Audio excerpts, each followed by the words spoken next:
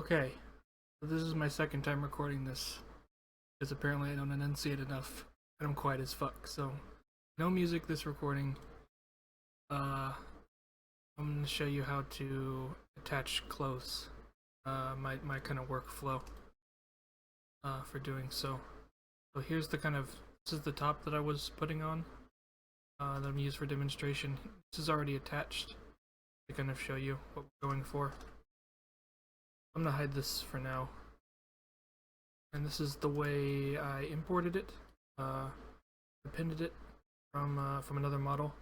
It's an XPS model I found on DeviantArt.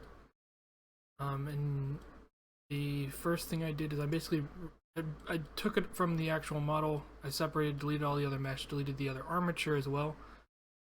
Deleted all the shape keys and the vertex groups, and then made sure that the UV map was just one view. So you only want the actual mesh object. Then what you can do is you're going to bring it in, append it, and we're going to go into edit mode.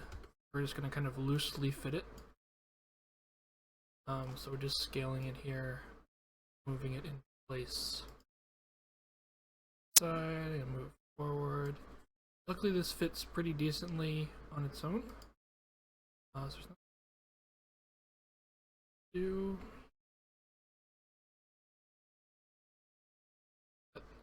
Pretty good. Alright, so next step, once we get it kind of loosely fit here, we're going to go into the sculpt mode. We're going to select the F-grab tool here. You're going to set the radius. The radius is basically how much influence you have. I have a little bit of auto smooth on, so it'll kind of smooth the vertices as you pull them around. And then mirror in X is on as well, so that when I pull out the top here on one side, pulls out on the other side as well. So it keeps things nice and neat and symmetrical. So I'm going to do that here, and you kind of want it, as close to the skin as possible depending on the type of clothes.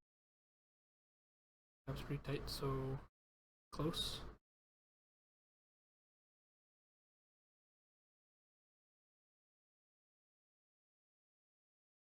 Flipping.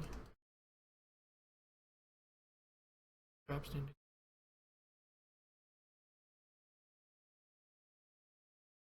Obviously, you're probably going to spend more time on this than I am. Kind of trying to loosely fit it. Make sure it's decent, but it's just for demonstration. I'll have to look and see if there's holes and stuff like that. Come in here. Tires.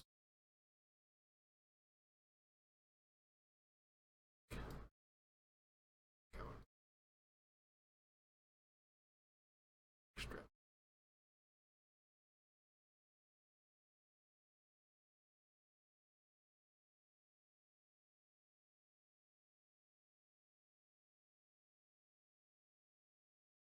Stomach. Alright, pretty good. Yeah.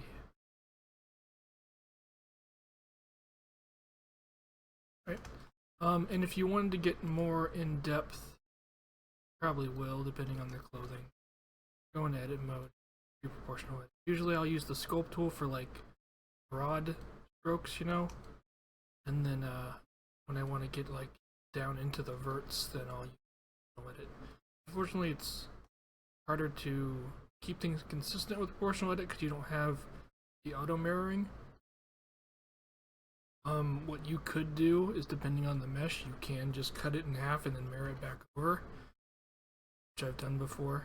Just select half the mesh here. This one I can't really do it well because you can see it's kind of asymmetrical, so it would kind of get nasty. Control I, just delete the verts. I don't know what this looks like if I try to mirror.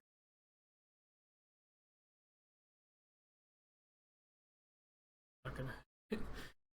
So I'd need to share or something like that. So I'm not gonna do. It's an option if it's symmetrical. So that's pretty good. So next we're going to attach the mesh to the armature and transfer weights, copy weights.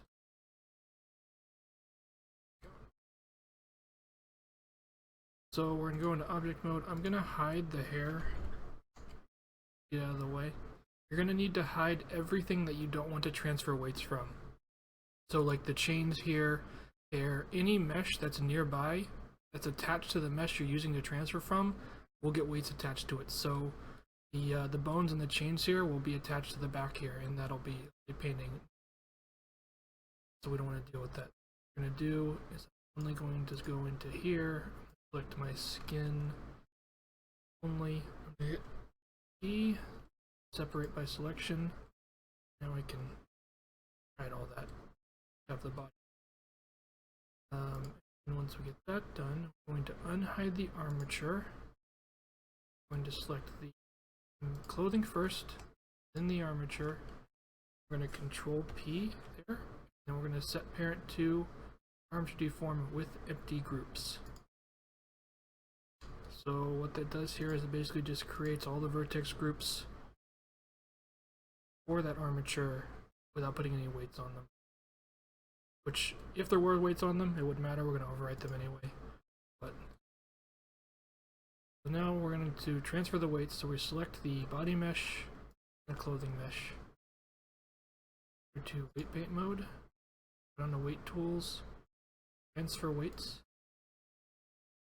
Most of this you can leave default. You're going to go to the source layer, change that to by name, so that you're doing all the vertex groups based on the names, and all the names exactly line up 1 to 1, so it knows where exactly to map them over to. And mix mode should be replaced. Destination should be all layers 1 on the mix factor, which means it's completely overwriting all of the weights. And that's weighted at that point.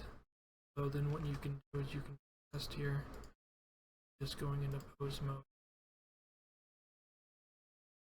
And it'll be decently weighted. Obviously there's going to be some weight painting you'll have to do depending on the outfit and depending on the mesh of the outfit.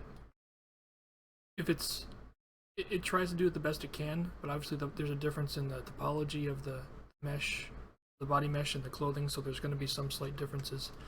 So you have to do a little bit of weight painting to kind of fix some things here and there. There. But a lot of it's just kind of smoothing out. Should be pretty decent. Obviously this is a pretty simple piece of clothing, but put that out there. Kind of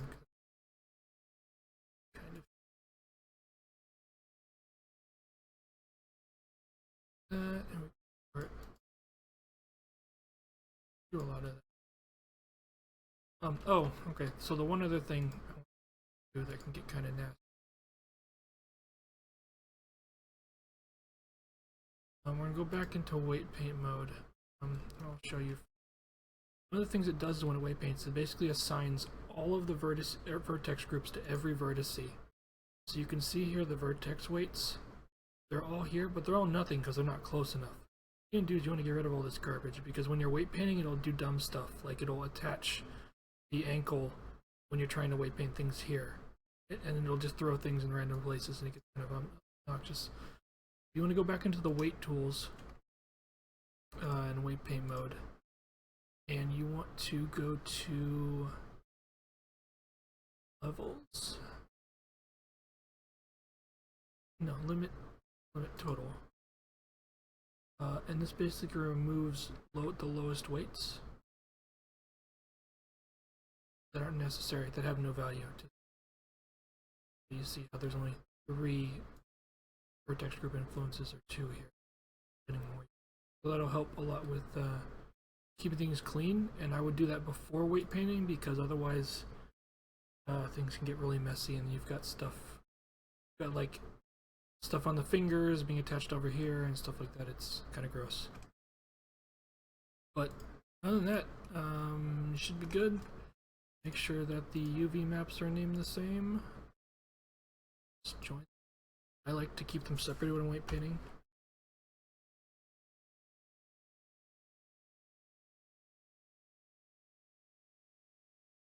Then you've got your new piece of clothing. I wasn't talking to the microphone.